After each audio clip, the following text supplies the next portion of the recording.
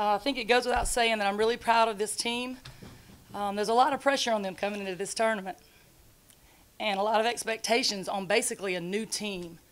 I think 2, maybe 3 of the players out there had a little tournament experience. They went in the game a little bit last year, but basically, other than that, it's a new team. We started 2 freshmen, 2 sophomores, but they still had the expectation of repeating this tournament championship. But all we needed to do was just think about one game, and that's hard to do for young players. Sometimes you got to learn a lesson the hard way to learn that. But I'm really proud of them for following our lead. The assistant coaches, their game plan was great.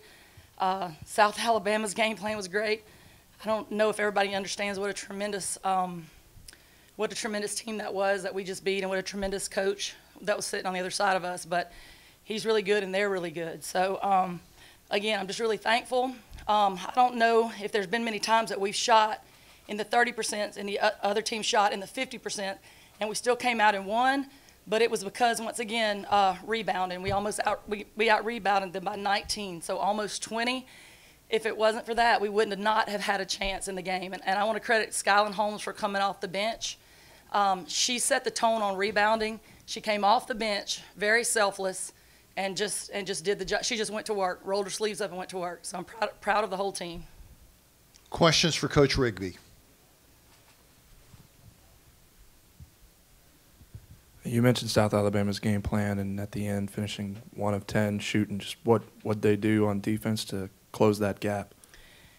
Well, for them going 1 for 10 of shooting in the end, is that what you said? I'm sorry. I don't know the stats, so I wasn't sure if you're talking about. Okay, so really that was kind of flip-flop, because the time that we played them before, we were able to run them, and their shooters weren't able to shoot shots in the end. That's literally how we beat them last time. They were more poised than us. They did a lot of things better than us the last time we played them, but they lost their legs because we continued to run them. And in this game, it was almost flip-flop.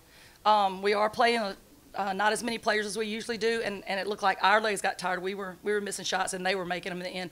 And again, that's just a sign of a good team at tournament time, that they did hit those shots down the stretch. Questions for Coach in front again? I mean, it's right after this game, but what are your initial thoughts about the next round and playing a team that you're the only one that's beaten them? There goes that pressure again for our young team. Again, we were blessed and did a great job and beat Little Rock. I don't doubt they're a #1 seed for a reason. They're a great team, great coach. They have some great seniors they're not going to go down easy.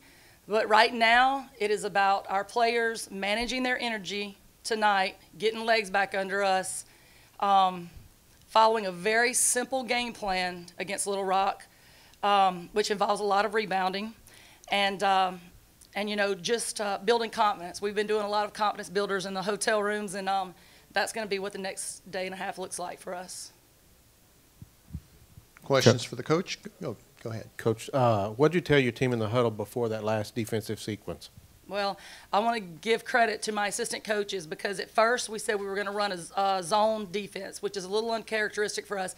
But I've lost to the same coach on this same team on an end of game at their place year before last. He can run some great out of bounds plays. So I switched it to a zone, and my assistants, with a more clear head, said, you know what, we're up by 3. So even if they were to get a layup, as long as we don't foul them, we could win. So we switched it to a man at the very last second, and just luckily we dialed the right number.